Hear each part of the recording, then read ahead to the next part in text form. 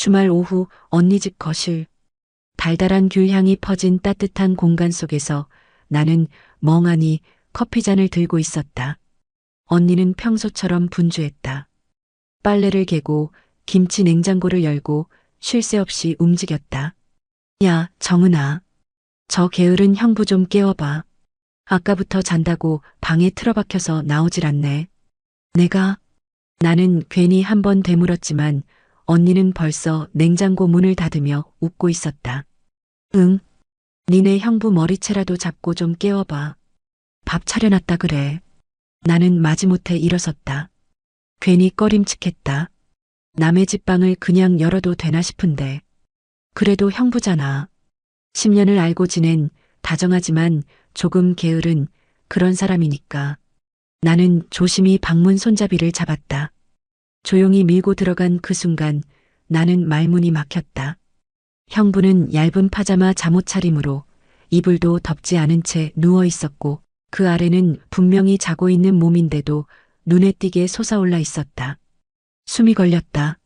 아, 이건. 순간적으로 눈을 돌렸지만 이미 내 뇌리에 각인돼 버렸다.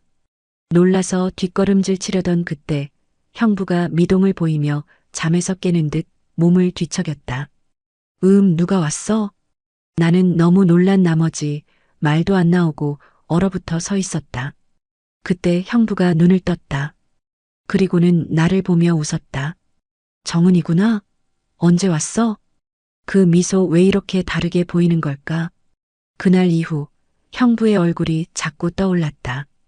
언니 옆에 앉아도 커피를 마셔도 방에 들어갔던 그 순간이 내 머릿속을 떠나지 않았다. 내가 왜 이러는 걸까? 분명 그냥 해프닝이었다고 생각하고 싶은데 그날 이후로 형부의 눈빛, 손길, 그리고 그 모습까지 다시 보이기 시작했다. 그날 이후 형부의 모습이 자꾸 떠올랐다. 정말 어이가 없을 정도로 사람 마음이란 게 이렇게 단순하고 위험한 거였나 싶었다. 내가 본 건 그냥 우연히 마주한 장면이었을 뿐인데 너무 거대했다. 내 안에서 이상한 감정이 자꾸 솟구쳤다. 그건 그냥 남자의 생리현상이었을 뿐이야. 수없이 합리화해봤지만 그날 형부가 날 보며 미소 지었던 장면, 그 눈빛 하나가 너무 선명하게 기억났다. 며칠 뒤 다시 언니네 집에 갔다. 형부는 소파에 앉아 TV를 보며 귤을 까먹고 있었다. 평소보다 더 단정해 보이는 셔츠 차림. 팔뚝에 핏줄이 살짝 도드라지고 뭔가 남자답게 느껴졌다. 왔네, 정은아. 형부가 나를 보며 웃는다. 그 미소에 내 심장이 톡하고 건드려진다. 왜 이러지 나? 형부 그날 잘 주무셨어요? 응? 아, 그날? 그럼 아주 푹 잤지. 네가 깨워줘서. 깨운 것도 아닌데 왜 그런 말이 그렇게 은근하게 들리지? 형부는 가벼운 농담처럼 웃었지만 나는 그 웃음 하나에도 자꾸 의미를 두게 된다. 형부가 마신 물컵, 형부가 앉았던 자리에 깔린 담요, 모든 게 나를 자꾸만 흔들었다. 이건 안 돼. 이건 선을 넘는 일이야. 머리로는 계속 그렇게 말했지만 눈은 이미 형부를 쫓고 있었고 마음은 자꾸 뛰고 있었다. 사람이 마음을 갖게 되는 데는 이유도 조건도 필요하지 않더라. 그냥 눈을 떼지 못할 만큼, 자꾸만 시선이 닿을 만큼 그 사람이 다르게 보이는 순간이 오는 거다. 그리고 난 지금 형부를 그렇게 보고 있었다. 형부가 앉은 식탁 맞은편에서 나는 물을 들었다. 물잔 안에 얼음이 작게 부딪히는 소리. 그 사이 형부의 셔츠 단추 사이로 드러나는 목선과 단단한 가슴 근육이 슬쩍 보였다. 나는 괜히 시선을 피했다. 정은아, 정신 차려. 이건 착각이야.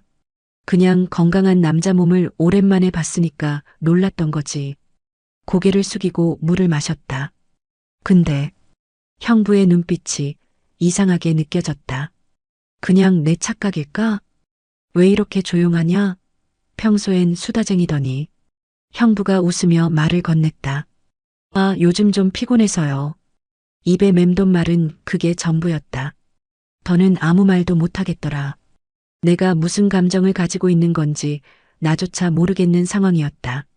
식사 후 언니는 통화를 하러 잠시 베란다로 나갔다. 나 혼자 정리를 하려는데 형부가 다가왔다. 야, 그날 진짜 미안. 잠꼬대 했는지도 모르겠다. 창피하네. 형부는 장난처럼 웃었지만 나는 심장이 철렁했다. 기억하고 있었던 거야? 괜찮아요. 그럴 수도 있죠. 대답을 하면서도 얼굴이 화끈거렸다.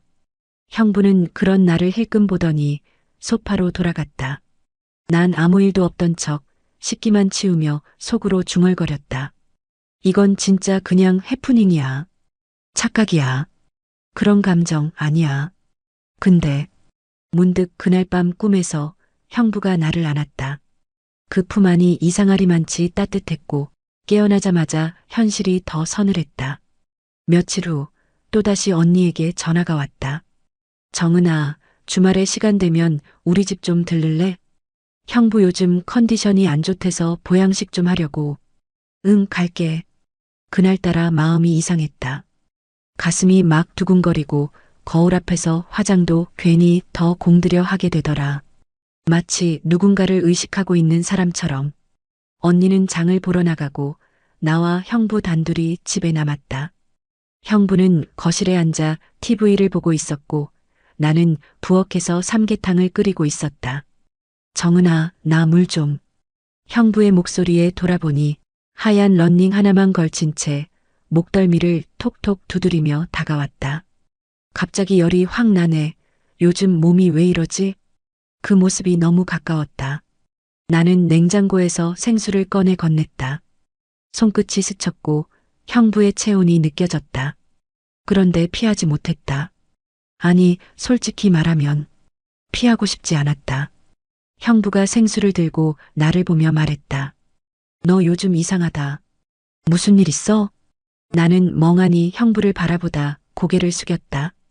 아니요, 그런 거 없어요. 하지만 내 눈은 거짓말을 못했다. 형부가 나를 더 가까이 바라봤다. 그리고 한 발짝 더 다가왔다. 정은아, 진짜 왜 그래? 나한테 무슨 말하고 싶은 거 있어?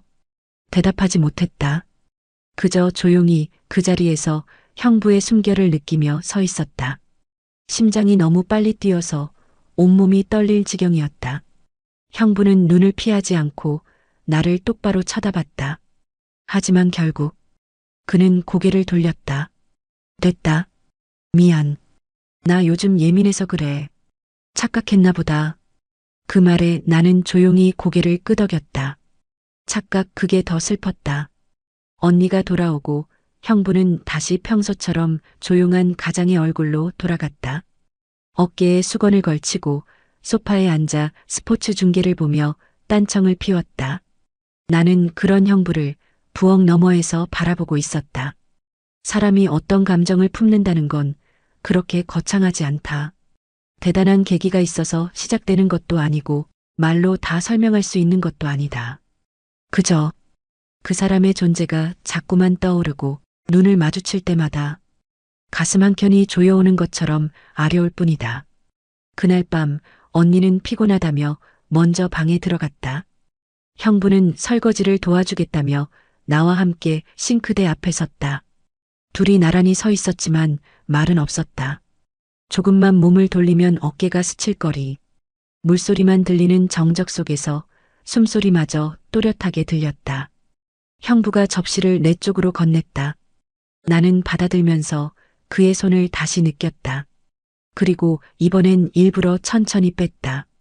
그 순간 형부의 시선이 내 얼굴을 스쳤다. 우리 둘 사이 공기가 확실히 달라져 있었다. 정은아. 형부가 조용히 입을 열었다. 네. 내 목소리도 떨리고 있었다. 혹시 나 때문에 요즘 힘들었어? 나는 아무 말도 하지 못했다. 그 대신 눈을 내리깔았다. 형부는 가볍게 한숨을 쉬었다. 그리고는 물기를 털며 조용히 말했다. 그럼 그냥 잊어버리자. 그날은 실수였고 지금은 아무 일도 없어. 그 말에 왠지 모르게 눈물이 고였다. 왜냐면 그게 정답이란 걸 알았으니까. 하지만 마음은 자꾸 아니라고 말하고 있었다. 그리고 그날 밤 잠을 이루지 못한 채 거실 소파에 앉아있던 나에게 형부가 조용히 다가왔다. 말없이 내 옆에 앉은 형부는 잠시 망설이다. 내 손등을 살짝, 아주 살짝 감싸쥐었다. 나는 눈을 감았다. 그리고 생각했다. 욕망은 항상 아무 말 없이 다가온다는 걸. 형부의 손이 내 손등을 조용히 덮고 있었다. 그 손은 따뜻했고 흔들리고 있었다. 어쩌면 나보다 더 혼란스러워하고 있는지도 몰랐다. 나는 아무 말도 하지 않았다. 그저 그 손의 온기를 말없이 느꼈다. 형부는 한참을 그렇게 앉아 있다가 조용히 입을 열었다. 우린 지금 뭘 하고 있는 걸까? 그 물음에 나는 참 바보 같은 대답을 했다. 몰라요. 사실은 알면서도 모른다고 말해야 했던 상황. 이미 마음은 넘어가 있었지만 입은 아직 허락하지 못한 감정. 형부는 자리에서 천천히 일어났다. 그만 잘까? 내일 언니도 일찍 일어나야 될 텐데. 그 말에 고개를 끄덕이며 몸을 일으켰다. 하지만 그 순간 내가 먼저 형부의 손목을 붙잡았다. 형부가 멈췄다. 천천히 고개를 돌렸다. 나는 형부를 바라봤다. 눈물이 고인 채 말없이 그를 올려다봤다. 정은아. 그리고 내가 먼저 그의 입술에 닿았다. 작은 그러나 명확한 입맞춤. 그 안에 담긴 수많은 망설임과 갈망. 형부는 잠시 멈칫했지만 이내 나를 안았다. 그 품은 따뜻했고 안심이 되었다. 모든 걸 다 내려놓은 듯한 포옹. 그날 밤 우린 아무 말 없이 서로를 느꼈다. 오직 마음과 숨결로. 침묵은 길었고 형부는 잠든 나를 조용히 바라보았다. 그 눈빛 속에 담긴 죄책감과 애틋함, 그걸 나는 등으로 느낄 수 있었다. 그날 이후 형부는 조용했다. 아무 일도 없었던 것처럼 행동했고 나 역시 아무 말도 꺼내지 않았다. 하지만 그 침묵 속에서 우리는 서로를 더 자주 바라봤고 그 시선이 닿을 때마다 온몸이 조용히 떨렸다. 언니는 그 주말에도 집안일에 정신이 없었고 나는 아무 이유 없이 자꾸 형부의 동선을 따라 움직였다. 부엌에 가면 형부가 있었고 베란다로 나가면 형부가 담배를 피우고 있었고 물컵을 찾으면 형부가 먼저 건넸다. 이제 이런 거 하지 말자. 형부가 먼저 입을 열었다. 나는 아무 말도 하지 않았다. 정은아, 우리 지금 잘못된 길로 가고 있는 거야. 그날 밤은 그냥 실수였다고 하자. 그 말이 오히려 나를 더 아프게 했다. 그게 실수였다면 왜 이렇게 기억에 선명할까? 그날 밤도 마찬가지였다. 나는 손님방에서 혼자 누워 있었고 형부는 거실에서 TV를 켜두고 있었다. 새벽 1시를 넘기고 나는 물을 마시러 나왔다. 형부는 아직 깨어 있었다. TV 화면만이 깜빡이는 어두운 거실, 그 안에서 형부는 나를 바라봤다. 우리 둘은 아무 말 없이 마주 서 있었다. 그 어떤 대사도 없었다. 나는 천천히 소파 옆에 앉았다. 형부는 조용히 리모컨을 내려놓고 내 쪽으로 몸을 돌렸다. 그리고 나의 손을 다시 잡았다. 말없이. 이번엔 형부가 먼저 입을 맞췄다. 그리고는 그 입맞춤이 이전보다 깊고 확신에 찬 것으로 번져갔다. 아무도 없는 새벽, 우리 둘의 침묵은 더 뜨거워졌고 말 대신 서로의 몸이 마음을 대신했다. 형부의 품 안에서 아침을 맞이한 건 처음이었다.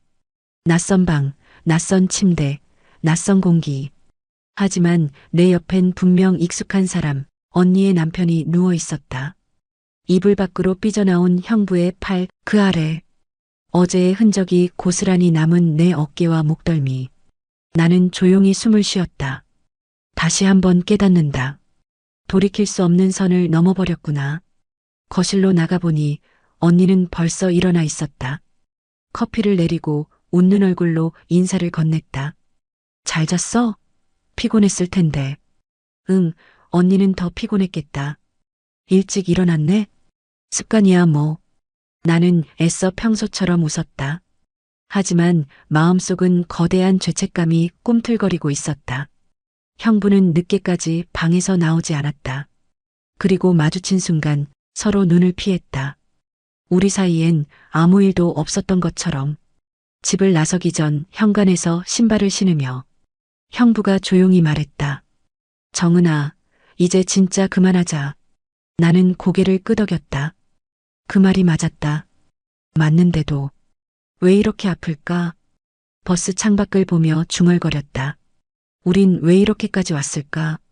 처음엔 그냥 형부가 낯설게 느껴졌고 단지 설렘일 뿐이었다고 믿었다. 하지만 지금은 그의 손, 숨결, 체온까지 기억하게 된 내가 있었다. 언니의 집이 멀어질수록 내 가슴은 더 복잡해졌다. 사랑이었을까? 아니면 단지 외로움의 착각이었을까? 형부에게 문자가 왔다. 우리 다시는 둘만 보지 말자. 짧고 단호한 말. 하지만 그 안에 담긴 혼란과 다짐이 느껴졌다. 나는 멍하니 휴대폰 화면만 바라봤다. 형부의 이름 옆에 떠있는 그 말 한 줄이 이토록 가슴을 쿡 찌를 줄은 몰랐다. 며칠이 흘렀다. 언니의 집에 또 초대받았지만 나는 핑계를 대고 가지 않았다. 안 보면 괜찮아질 줄 알았는데 형부는 연락도 하지 않았다. 그 조용함이 더 아팠다. 마치 나 혼자만 미련을 갖고 있는 것 같았다. 그날 밤 혼자 와인을 마시고 있다가 나도 모르게 형부에게 전화를 걸었다. 여보세요? 형부의 목소리가 들리는 순간 숨이 막히는 듯 했다. 저 그날 그건 무슨 말을 하고 싶었는지 나도 몰랐다. 하지만 형부는 말을 끊었다. 정은아, 그만하자. 우리 너무 위험했어. 난 네 언니의 남편이야. 말끝이 흔들리고 있었지만 형부는 끝내 감정을 숨겼다. 우리 좋은 형부와 처제로 남자. 그게 우리 둘 다 덜 아프게 사는 길이야. 나는 조용히 눈을 감았다. 눈물이 뺨을 타고 흘렀다.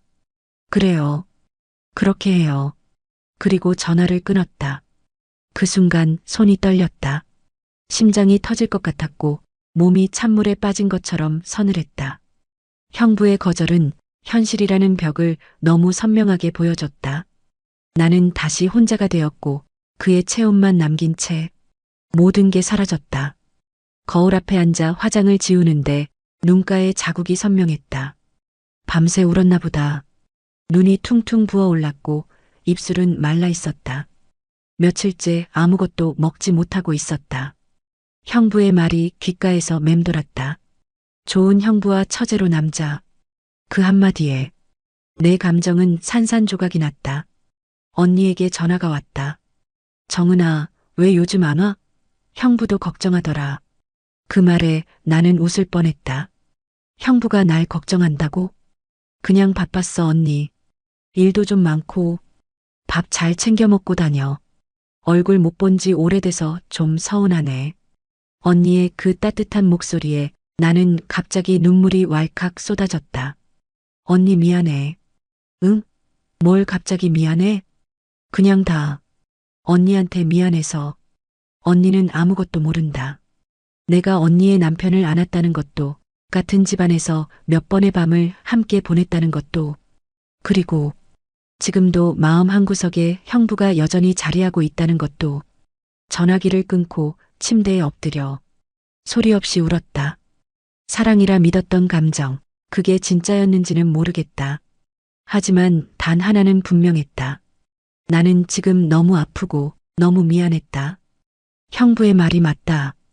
우린 더 이상 그 선을 넘어서는 안 된다. 하지만 그 선 아래에서 나는 무너지고 있었다. 늦은 밤 갑작스레 형부에게서 문자가 왔다. 잠깐 볼 수 있을까? 미안하지만 마지막으로. 심장이 멈춘 줄 알았다.